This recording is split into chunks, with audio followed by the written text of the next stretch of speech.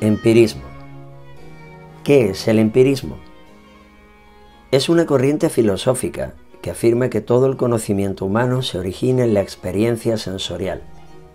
Se constituye formalmente en la Gran Bretaña del siglo XVII como respuesta a la filosofía continental racionalista, aunque tuvo claros precursores como Francis Bacon y Thomas Hobbes. El concepto empirismo procede nominalmente del griego antiguo empeiria, cuyo significado es experiencia. Los fundadores del empirismo, Locke, Berkeley y Hume, utilizarán la palabra empeiria para hacer referencia a la experiencia sensible o sensorial. Las principales propuestas o características del empirismo, que más tarde analizaremos en detalle, son las siguientes. Primacía de la experiencia, según la cual todo el conocimiento procede de los sentidos. Rechazo de las ideas innatas propuestas por el racionalismo de Descartes. Afirman que sin experiencia no es posible el conocimiento, por lo que no tiene sentido hablar de ideas preexistentes al nacimiento. La concepción de la mente como tabula rasa, es decir, las personas nacemos ignorantes, vacíos de conocimientos, como una pizarra en blanco, los cuales vamos adquiriendo progresivamente. La importancia del método inductivo, al concebir que el conocimiento se constituye a partir de la observación de casos particulares y la posterior extracción de conclusiones generales. Concebían la ciencia como el conocimiento preciso y verificado a través de hechos observables. Empiristas como David Hume entenderán el conocimiento en general como el resultado de asociaciones de ideas generadas siempre a partir de la información sensorial. Y quizás la reacción más contundente contra el idealismo y el racionalismo fue la limitación del conocimiento a lo empíricamente comprobable. Dicho con otras palabras, criticaron ferozmente la metafísica y sus conceptos no observables o no verificables a través de los sentidos. Influencias recibidas y precursores del empirismo. En primer lugar, hablaremos de Aristóteles, del siglo IV a.C. Aristóteles sentó los cimientos de la epistemología o teoría del conocimiento basada en la experiencia sensorial. Dentro de su colección de obras Organon destacan De Anima y Metafísica.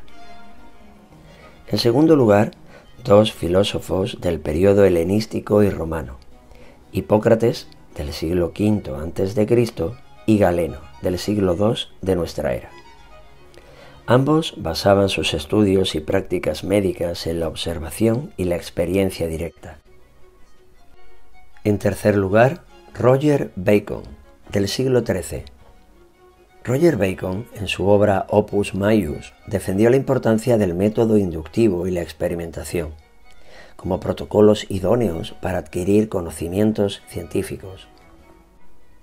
En cuarto lugar, Guillermo de Ockham, del siglo XIII al XIV. Su principio nominalista, denominado comúnmente la navaja de Ockham, postula que la explicación más sencilla es la más probable. En su obra Summa Totius Logicae, promovió el análisis directo de la experiencia y rechazó las entidades metafísicas, al considerarlas meros nombres o etiquetas mentales, carentes de referente físico. En quinto lugar, Francis Bacon, del siglo XVI al XVII.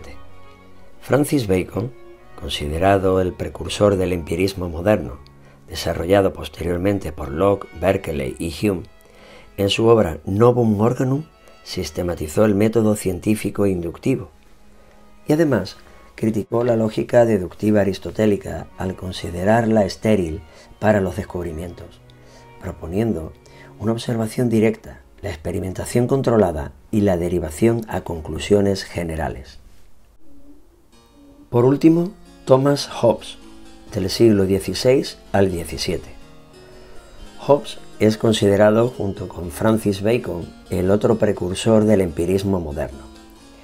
Aunque es un autor ampliamente conocido por su filosofía política con obras como El Leviatán, fue un gran defensor del conocimiento basado en las sensaciones, rechazando totalmente las ideas innatas propuestas por el racionalismo de Descartes. Fundadores de la filosofía empirista, siglos XVII y XVIII. En el primer tercio del siglo XVII en Centroeuropa, el racionalismo de Descartes se daba a conocer. Concretamente, en el año 1637 se publicaba el célebre Discurso del método para bien conducir la razón y buscar la verdad en las ciencias. La filosofía cartesiana defendía la existencia de ideas innatas, previas a la experiencia. Concebía el conocimiento como un conjunto de ideas, de cogitaciones, que dependían en última instancia del filtro de la razón, la ratio, el único y mejor instrumento para alcanzar la verdad. Descartes afirmaba, y este es el punto de confrontación principal con el empirismo, que los sentidos no son una fuente fiable de conocimiento, porque en ocasiones nos engañan y no deben ser utilizados como fundamento del conocimiento, y mucho menos del conocimiento científico. En Gran Bretaña surgió una corriente de pensamiento opuesta al racionalismo cartesiano que se expandió rápidamente por el continente, el empirismo. A continuación vamos a analizar en paralelo las principales diferencias entre ambas propuestas, antes de entrar en detalle en sus fundadores y teorías. En primer lugar, los racionalistas defienden que la razón, la ratio, es la fuente principal de conocimiento, mientras que los empiristas decían que era la experiencia sensorial, la empiría. 2. Para los racionalistas, la razón es la encargada de alcanzar la verdad, sin necesidad de la experiencia.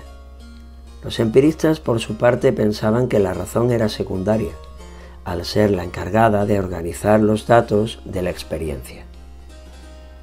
3. Los racionalistas defendieron que las personas nacen con principios universales, con ideas innatas, conocimientos que no proceden de la experiencia. Los empiristas negaban las ideas innatas, ya que concebían el conocimiento como experiencia sensorial y no es posible tener experiencia sin haber vivido.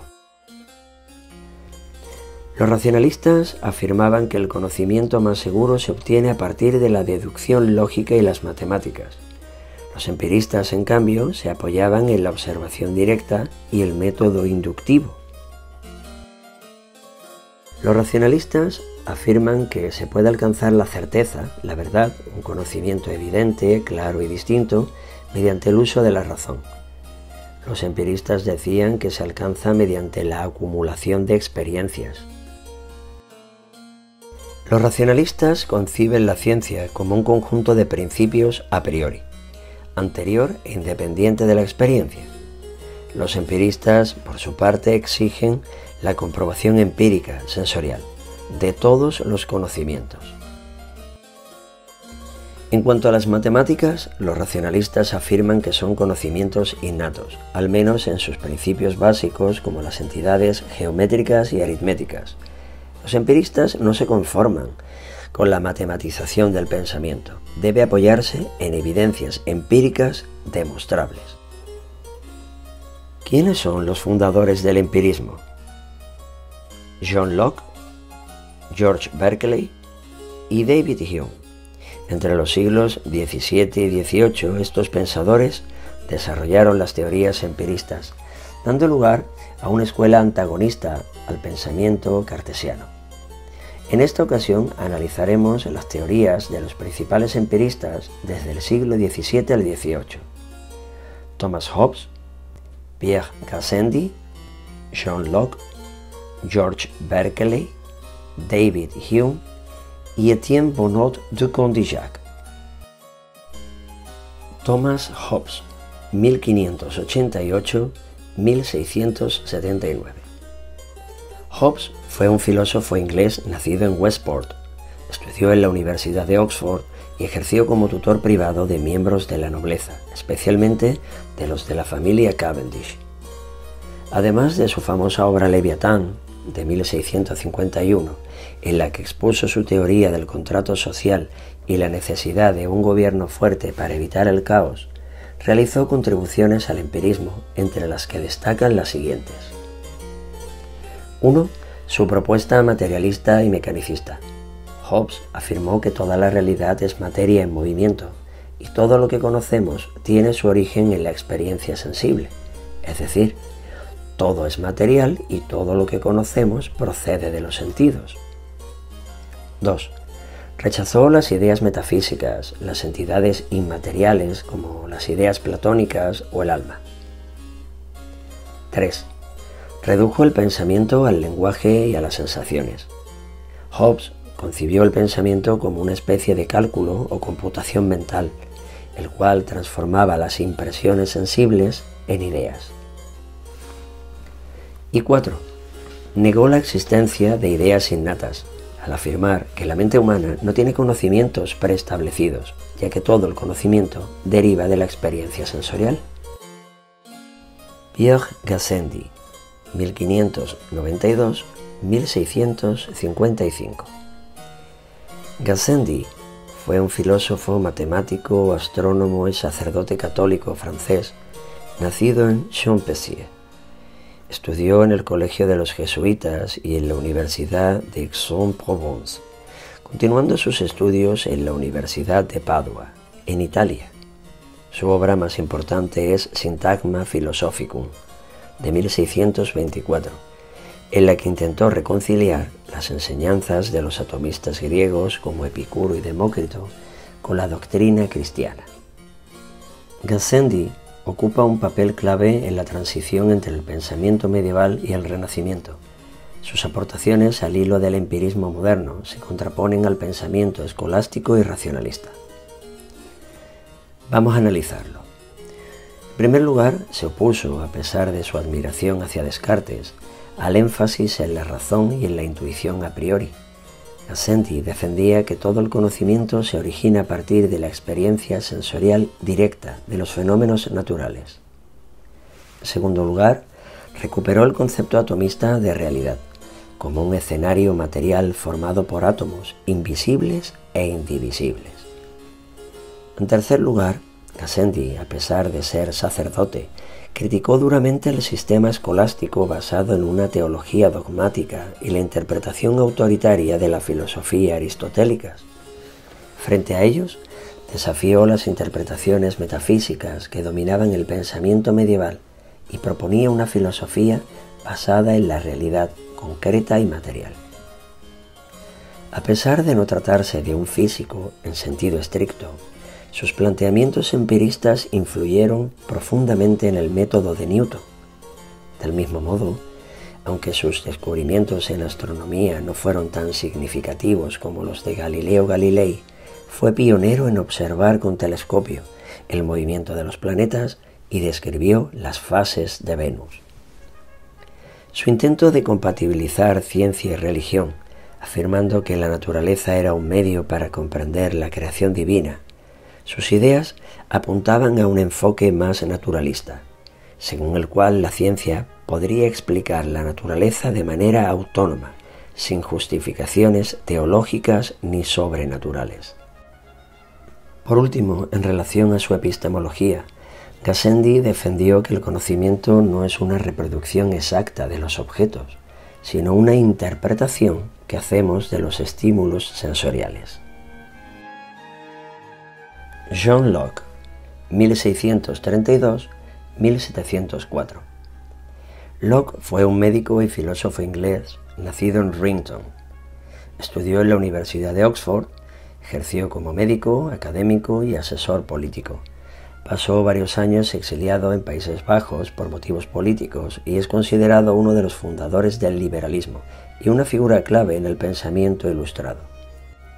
Su obra más importante sobre teoría del conocimiento es Ensayo sobre el entendimiento humano, de 1690. Igual que los otros pensadores empiristas, Locke niega las ideas metafísicas, las ideas innatas, y defiende que todo el conocimiento tiene origen sensorial. Su teoría más significativa es la propuesta de la mente como tabula rasa, como una pizarra en blanco en la que se iba inscribiendo la información sensorial que procedía de los sentidos. A continuación vamos a detallar las aportaciones novedosas que hizo al empirismo y a la ciencia del momento. 1. Distinguió dos fuentes principales de experiencias, que a su vez son el origen de todas nuestras ideas: sensación y reflexión. La sensación es la base del conocimiento externo, es la vía por la que recibimos la información a través de los sentidos. Y la reflexión, como el término indica, es el ejercicio de la razón de volverse sobre sí misma, reflexión, volverse a doblar. La reflexión es la experiencia interna que tenemos al observar las experiencias de nuestra propia mente, como pensar, desear, dudar, recordar, etc. 2. Diferenció dos tipos de ideas: las ideas simples y las complejas. Las ideas simples son las más básicas. Se reciben pasivamente a través de los sentidos o la reflexión. Las ideas simples no pueden ser descompuestas y no son elaboraciones de otras ideas, mientras que las complejas surgen de la combinación de las ideas simples, son construcciones activas. Locke definió el conocimiento como la percepción del acuerdo o desacuerdo entre ideas y afirmó que existían 3 grados de conocimiento. El primero, conocimiento intuitivo. Es un conocimiento claro e inmediato que no necesita demostración. Por ejemplo, blanco no es negro. 2. Conocimiento demostrativo. Es un conocimiento obtenido a través de razonamientos intermedios. Por ejemplo, los ángulos de cualquier triángulo suman 180 grados. Y 3. El conocimiento sensitivo, que es aquel que procede de los sentidos. Del mismo modo, y dentro de su epistemología, Locke, al hablar de las ideas complejas, describió 3 formas de construirse: por combinación, por comparación y por abstracción. Las ideas se combinan cuando se unen y mezclan ideas simples. Se comparan cuando se produce el establecimiento mental de una relación entre ideas, pero sin mezclarlas. Y 3, la abstracción, que es la separación de una idea con relación a otras semejantes. En tercer lugar, su teoría moral, el utilitarismo y las leyes del comportamiento. John Locke rechazó la posibilidad de que existan principios morales innatos, como extensión de su negación del conocimiento sin experiencia. Defendió que lo que realmente guía la conducta de las personas es la búsqueda del bienestar y el deseo de huir del dolor, el sufrimiento y la incomodidad. Bajo esta idea subyacen los conceptos ataraxia, como serenidad y paz mental, y los planteamientos de Epicuro de Samos y de Aristipo de Cirene, los cuales identificaron la felicidad y el bien con el placer. Locke describió 3 tipos de leyes que gobiernan la conducta humana: las leyes divinas o leyes naturales, las leyes civiles, aquellas que emanan del poder político, y la opinión pública, que sanciona las acciones humanas clasificándolas en virtuosas o viciosas. En cuanto al pensamiento político, igual que los otros pensadores contemporáneos y coetáneos, John Locke planteó su concepción del estado natural, el contrato social y el estado social. Lo vamos a explicar por separado y detenidamente. En primer lugar, el estado natural es el estado previo en el que vivían las personas antes de crearse las primeras sociedades organizadas. Locke afirmaba que las personas eran libres e iguales, pero vivían expuestos a la inseguridad y la violencia, al no tener un sistema legal formal. Existía la propiedad privada, pero no estaba protegida formalmente. En segundo lugar, el contrato social. Es el acuerdo al que llegan los individuos para crear una sociedad organizada y un gobierno que pueda proteger sus derechos. Locke proponía que los ciudadanos debían renunciar a parte de su libertad para establecer una autoridad, que dicho gobierno debe ser limitado y basado en el consentimiento y cuyo objetivo debía ser proteger los derechos, especialmente 3: el derecho a la vida, el derecho a la libertad y el derecho a la propiedad. Y por último, el Estado social, o gobierno que garantizará el bienestar general, que promoviera la justicia, que garantizara los derechos ciudadanos. En su obra Segundo Tratado sobre el Gobierno Civil, del año 1689, propuso, de forma temprana en nuestra historia de Occidente, al igual que Montesquieu, la separación de poderes, el poder legislativo, el poder ejecutivo y el poder judicial, así como la separación entre sociedad civil y sociedad religiosa. 5. Tolerancia y religión.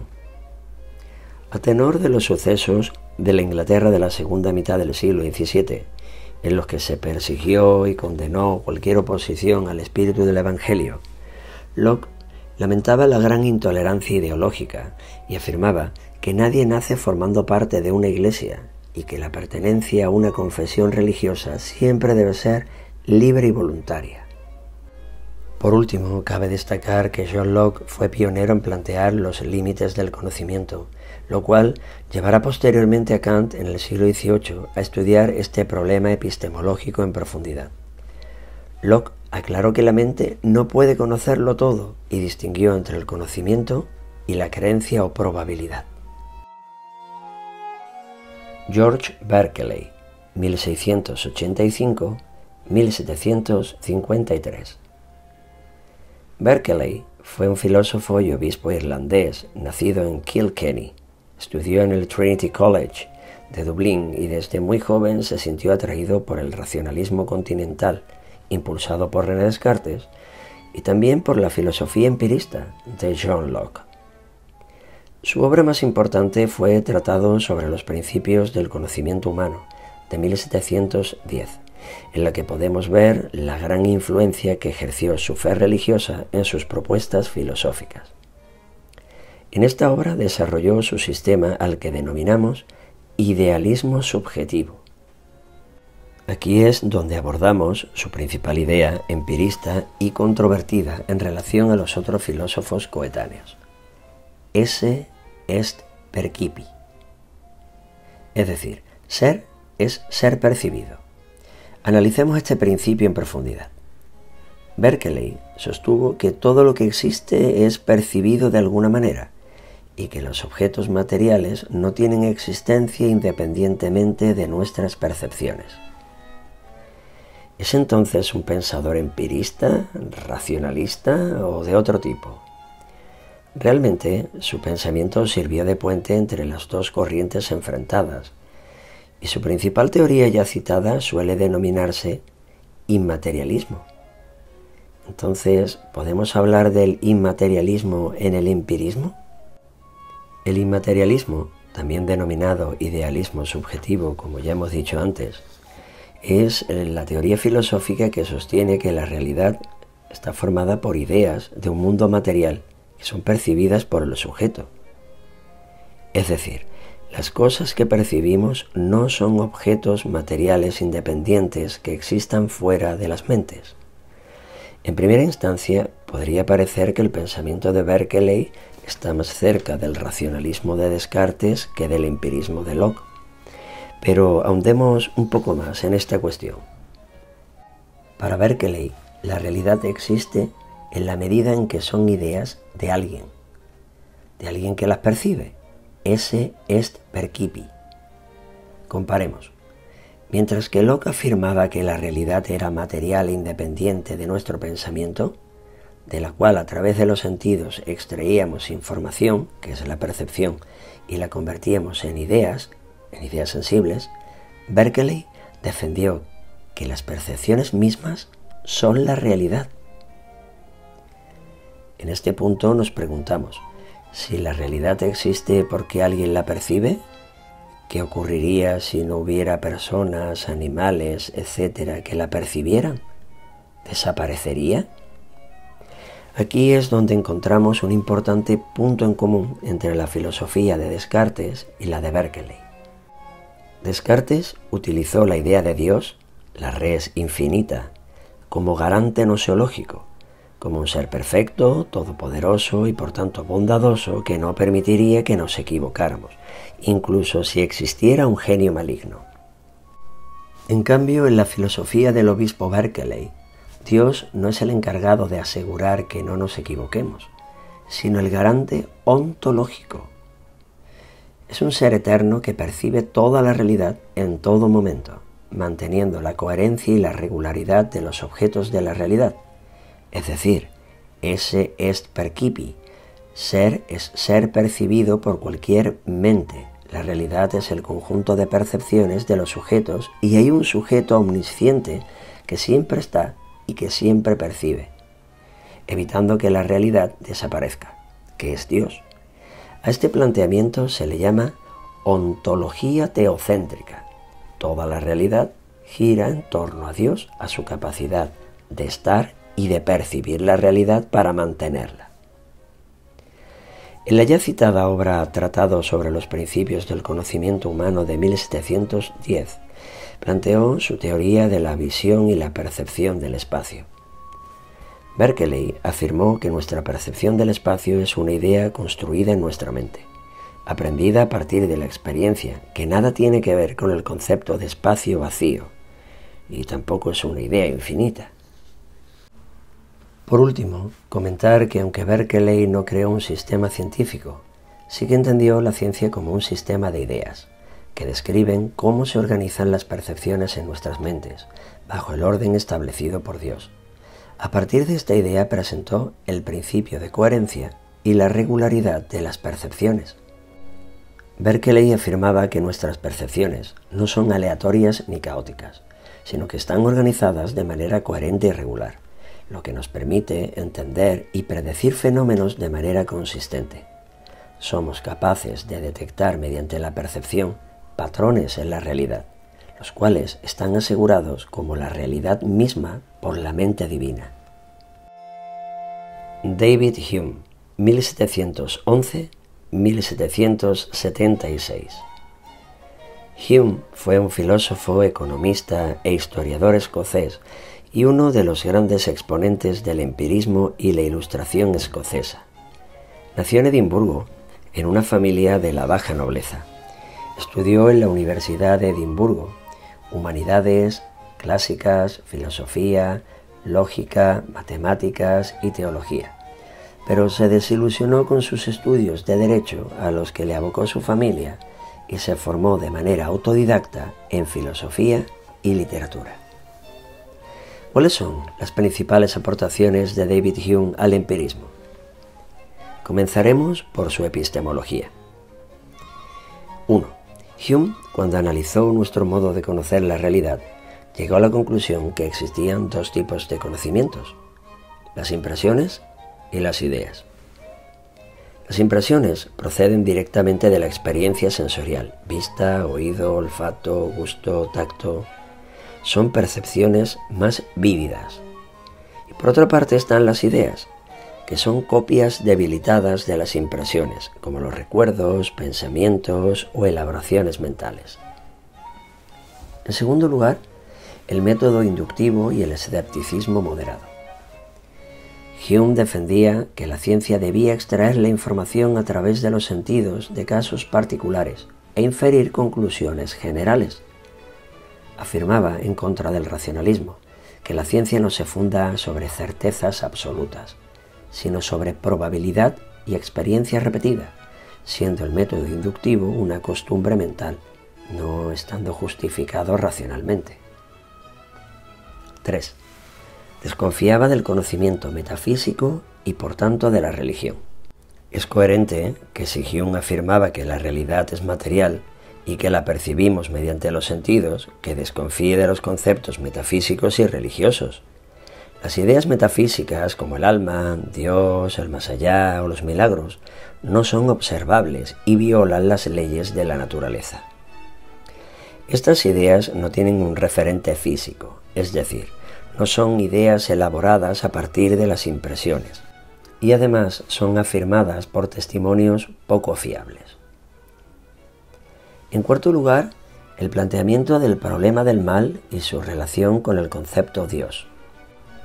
Aunque Hume no niega categóricamente la existencia de Dios, sí que criticó duramente su definición tradicional como un ser omnisciente, omnipotente y perfectamente bueno. La idea central de su planteamiento podríamos resumirla así. Teniendo en cuenta que el mal existe, y que sí podemos demostrarlo y evidenciarlo empíricamente, si Dios existe y es omnipotente, es todopoderoso, y es omnisciente, lo sabe todo, y es perfectamente bueno, quiere evitar el mal, ¿por qué existe el mal en el mundo?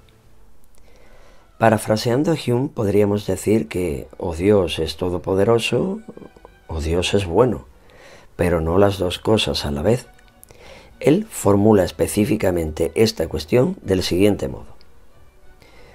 El primer punto. Hume afirmó: si Dios quiere eliminar el mal pero no puede, no es omnipotente. 2. Si Dios puede eliminar el mal pero no quiere, no es perfectamente bueno. 3. Si quiere y puede eliminar el mal, ¿por qué existe entonces? Y 4. Si no puede ni quiere, ¿por qué llamarlo Dios? En otras palabras, Hume advierte que si Dios es todopoderoso y no evita el mal, Dios es corresponsable o cómplice de éste.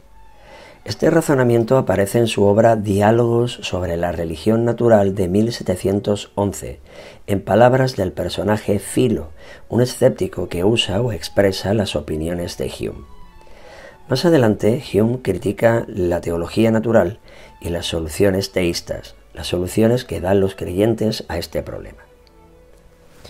En primer lugar, afirmó que si la realidad refleja a su creador y la existencia está llena de sufrimiento, dolor y desorden natural, el mundo refleja la maldad o la limitación de su creador. En segundo lugar, según los creyentes, el mal es necesario para el bien. Hume responde a esto que si Dios fuera todopoderoso, no tendría que utilizar el mal para alcanzar el bien.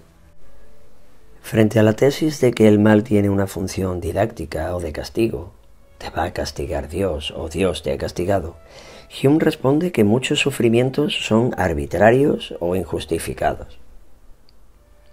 Por otra parte, los creyentes afirman que no podemos entender los designios de Dios, los caminos del Señor son inescrutables, lo cual implica que no podemos conocer nada seguro sobre Dios mediante la razón. También Hume afirmó que no hay justificación para el mal natural, como los desastres, como terremotos, riadas, etc. Si definimos el mal como un alejarse moralmente del ejemplo de Dios, el mal moral sería un castigo divino y el natural no podría explicarse.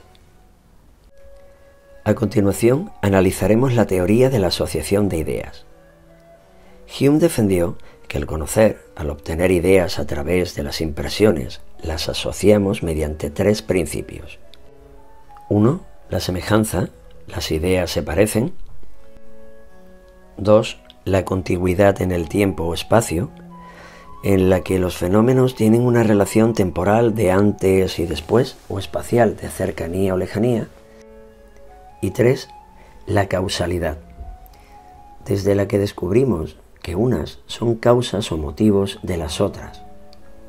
O dicho de otra manera, que algunas ideas son efectos o consecuencias de las primeras.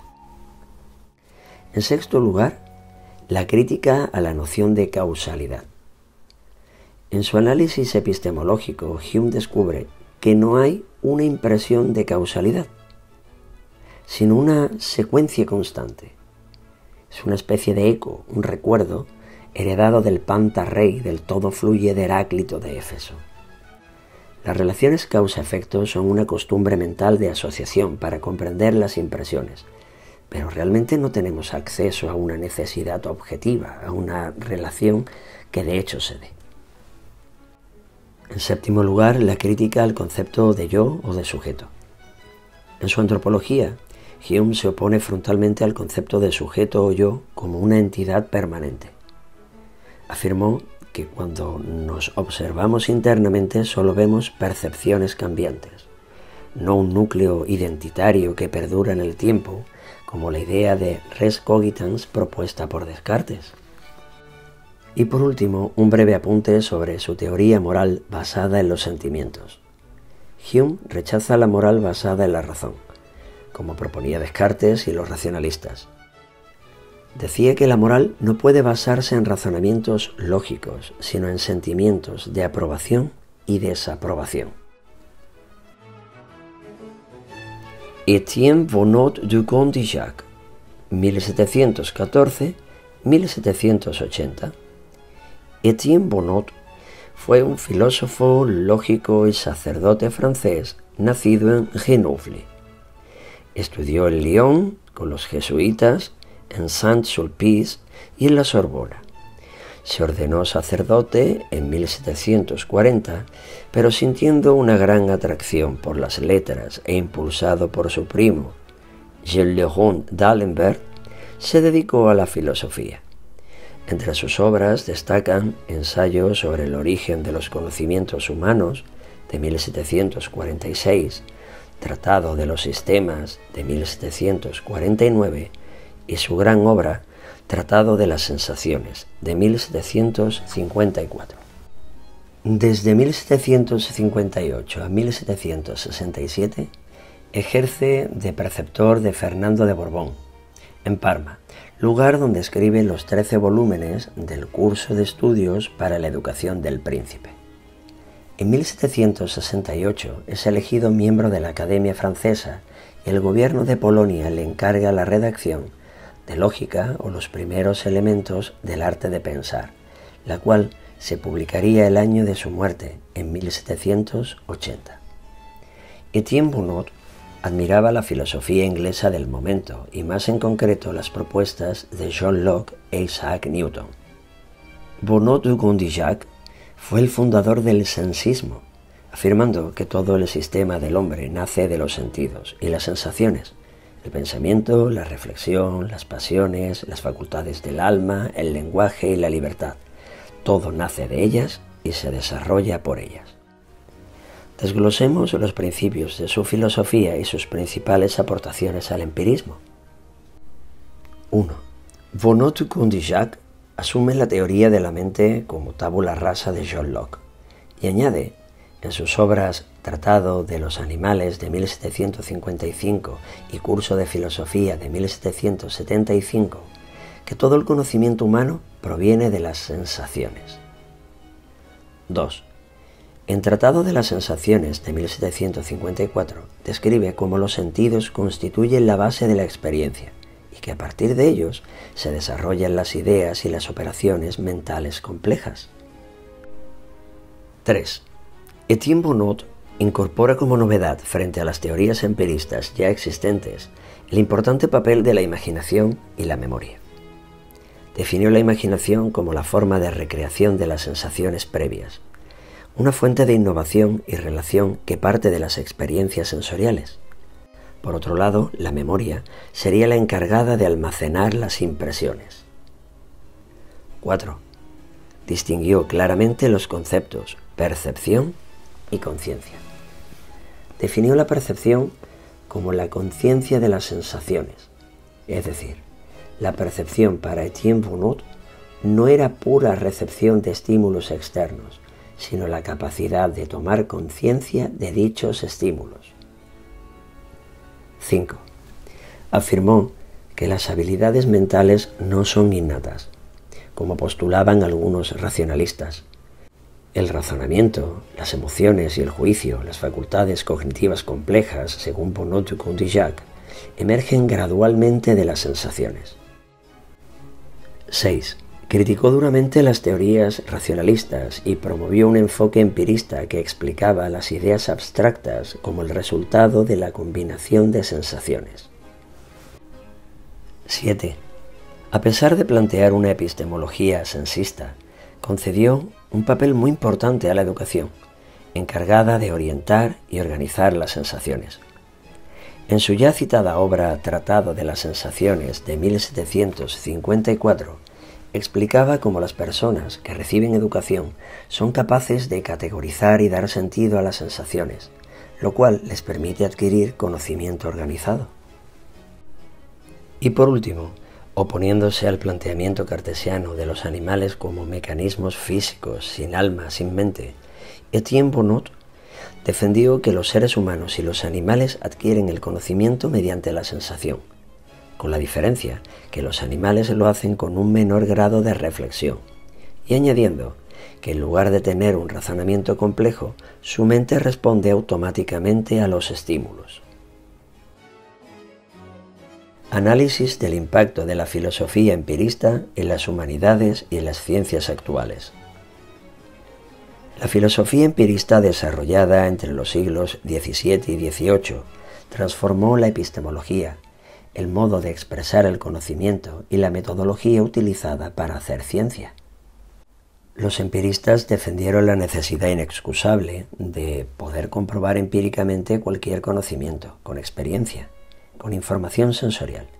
De lo contrario, no sería considerado conocimiento científico o conocimiento verdadero, como ocurría con los conceptos metafísicos y religiosos. Esto configuró la demostración experimental en las ciencias positivas como la física, la química, la biología, la astronomía, la geología, etc. Pero también la necesidad de documentar las afirmaciones en la mayor parte de las humanidades. El empirismo, junto a Descartes, fue el propulsor del método científico actual, un método fundamentado en la revisabilidad, la observación y la experimentación controlada. El rechazo de las ideas innatas constituyó la búsqueda de leyes universales a través de la observación empírica y no dando por sentados o aceptando conocimientos a priori, el apriorismo propio de la filosofía de Descartes. En las disciplinas humanísticas, el empirismo condujo al estudio de la percepción, el aprendizaje y la memoria, así como el estudio práctico de la educación. La importancia de la verificación empírica contribuyó a la idea de que las teorías deben ser falsables, es decir, deben ser probadas y eventualmente falsadas o refutadas. Esta teoría se consolidó en el siglo XX con Karl Popper, pasando a ser la falsabilidad un criterio crucial para considerar que un conocimiento es científico. La filosofía empirista de Locke y Hume contribuyó a sentar las bases de la epistemología moderna, al explorar cómo adquirimos el conocimiento, cómo de confiable es ese conocimiento y cuáles son los límites que tenemos al conocer. En la obra de Michel Foucault podemos observar el enfoque empirista en su explicación sobre cómo el conocimiento está condicionado por el poder y por las estructuras sociales. Las teorías políticas del empirismo dejaron un legado de análisis práctico y experimentación política, basados en resultados tangibles, comprobables. Por último, es interesante preguntarse por el papel que cumplirá el empirismo dentro de un mundo o entorno digital en el que la inteligencia artificial pueda falsificar la percepción y demos como real escenarios, experiencias que realmente son artificiales y alternativas. Quizás, ahora más que nunca, se vuelva imprescindible la capacidad de diferenciar auténticas sensaciones de aquellas que son emuladas.